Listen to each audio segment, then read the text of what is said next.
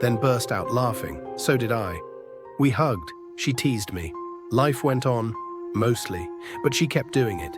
Behind the couch, behind curtains, once inside her grandmother's old trunk at the foot of our bed. I only found her because the hinges creaked. Half her face peeked out, grinning like a delighted toddler. When I asked why she was doing it, she slowly closed the lid without answering. Then she stopped for 2 weeks. I thought she was done. One night I joked about it, and she looked at me and said, "Maybe I've just gotten better at it." I didn't know if she was joking. For days, I felt paranoid, checking behind furniture, jumping at shadows. Eventually, the feeling faded. Until a few days ago, she left to see a friend. I played games for a while, showered around 9 p.m. As I washed my hair, I felt watched.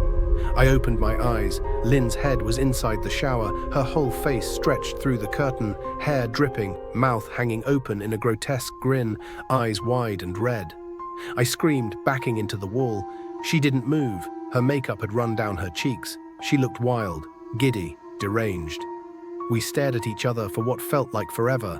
Then she slowly pulled her head back and her blurry figure moved toward the door. A moment later, it slammed. I locked myself in the bathroom for over an hour, listening. When I finally shouted for her to stop, I heard only a faint moan.